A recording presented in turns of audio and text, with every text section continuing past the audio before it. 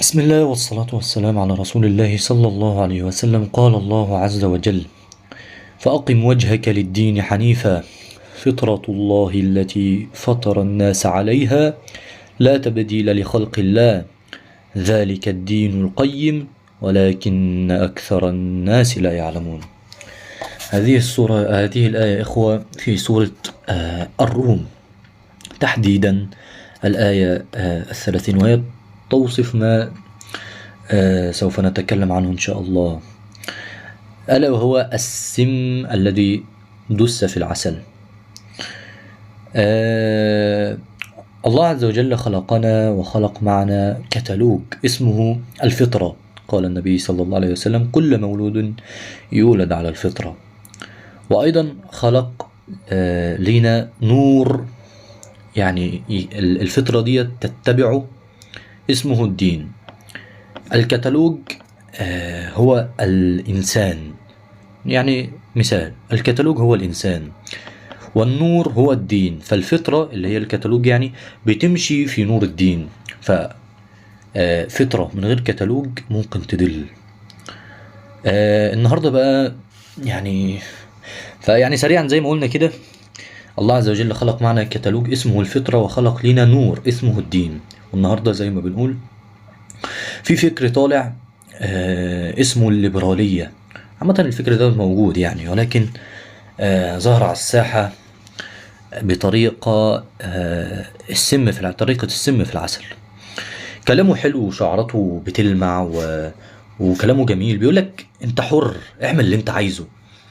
بس الحقيقة ان الفكر ده جاي يهد الكتالوج ويطفي النور. ركزوا معايا عشان الموضوع مش سياسة، والموضوع مش يعني ايه حاجات كده مهمشة، لأ، الأمر بيتكلم عن دينك وعن عرضك وعن فطرتك التي فطرك الله عز وجل عليها. وأيضا هحاول ان انا يعني ابسط الفكرة واشرحها اكتر واكتر للي مش فاهم. نضرب مثال. عارفين القطر يا جماعة، صح؟ القطر طول ما هو على القضبان بيمشي سريع ويوصل بسلام، هو تمام كده. طول ما هو ما انحرفش عن القضبان.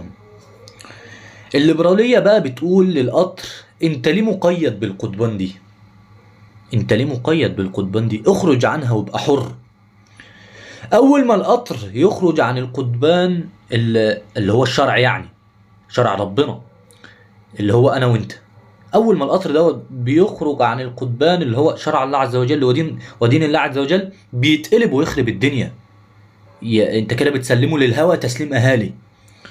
دي هي حرية الليبرالية، دي هي حرية الانفجار والخراب.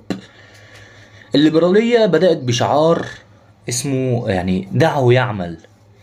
كانت بتدور على حقوق الناس، لكن لانها ملهاش مرجعية إلهية انتهت بانها بتدافع عن الزنا واللواط. ليه؟ لان العقل لوحده من غير وحي بيضل في النهايات. العقل لوحده من غير وحي بيضل ويضل في النهايات. اللي يفتح باب الهوى احيانا ما بيعرفش يقفله، بل اكيد مش هيعرف يقفله. الهوى صعب. فبرضو التحذيرات اللي انا عايز اتكلم فيها، خدوا بالكم يا جماعة من الناس اللي هي المتأسلمين. احذروا من اللي لابس ثوب الدين ويقول لكم ان الاسلام حرية والاسلام ليبرالية والاسلام ديمقراطية وكل هذا القبيل، ويقول لك ان الحجاب حرية شخصية مش فرض. دول اخطر ناس، لانهم يعني بيدخلوا السم جوه العسل. السم بيدخلوه جوه الدين. هو لابس ثوب الدين ولابس وعنده لحيه وعنده عشان ايه؟ عشان تبلعه وانت مطمن، عشان تبلع السم وانت مطمن. انت واخده من شيخ يا عمنا، انت واخده من راجل دين، انت واخد من ازهري، الله المستعان. وايضا يا اخي احذرك من موت الفطره. موت الفطره يا جماعه، موت الفطره. اللي يقبل بخراب الفطره زي الشذوذ واللواط يعني بحجة الحرية، ده إنسان فقد إنسانيته قبل ما يفقد دينه.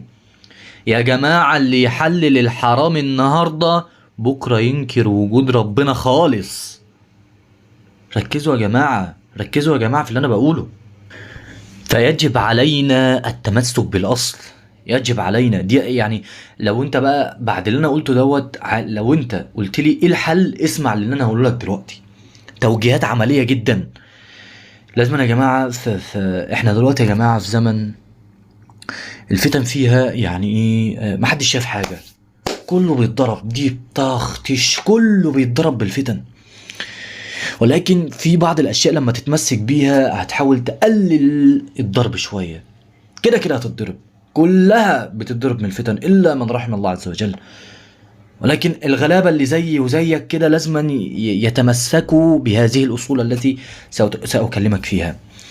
التمسك بالأصل يا جماعة، لازم نرجع لربنا وللسنة، نرجع لربنا وللسنة النبوية. الصراط المستقيم واحد، وأي طريق تاني بيبدأ بهوى آخره إلحاد، من الآخر كده. 2، حماية البيت. يا رجالة يا كبار، علموا أولادكم إن في حدود، علموا أولادكم إن في حدود ما ينفعش نتخطاها. الحرية مش إنك تعمل اللي أنت عايزه، الحرية وكل الحرية إنك تكون عبد لله عز وجل. الحرية في عبادة الله عز وجل، مش تكون عبد لشهواتك. ركز معايا، الحرية في عبادة الله عز وجل، مش عبد لشهواتك. 3، تحصين العقل. ما تسمعش لكل حد طالع بشعار براق، ما تسمعش لأي حد بيقول كلام جميل، ما تسمعش لأي حد بيرفع علم كويس. لا لا لا لا، اوزن الكلام بميزان الشرع، انظر بنضارة الدليل. هل دوت بيتكلم بقرآن؟ هل دوت بيتكلم بسنة؟ هل دوت بيتكلم بقول صحابي؟ بس اولا السنة، ثانيا اولا القرآن، ثم السنة، ثم قول الصحابة، ثم بقى ايه العلماء الربانيين. ولكن تمسك بهذا الاصل، قرآن سنة صحابي. فزي ما بقول لك كده، اوزن الكلام بميزان الشرع، اللي يوافق شرع ربنا اهلا بيه، واللي يخالفه يبقى تحت رجلنا، وانا اسف في الكلمة، مهما كان اسمه، مهما كان اسمه. فيا اهلي وناسي، الليبرالية طريق اوله، يعني انا اسف في الكلمة برضو، اوله دلع واخره ضياع، اخره الحاد، اخره انتكاس فطرة. مفيش كرامة للانسان الا بعبودية الله عز وجل. العبودية، مفهوم العبودية لو فهمناه اقسم بالله حياتنا كلها تتحل. فاحموا فطرتكم وصونوا دينكم، ولا تمشوا وراء خطوط الشيطان المعاكسة للفطرة. يعني بس كده، أقول قولي هذا، وكان معكم يوسف خالد، وهذا هو فصل الخطاب.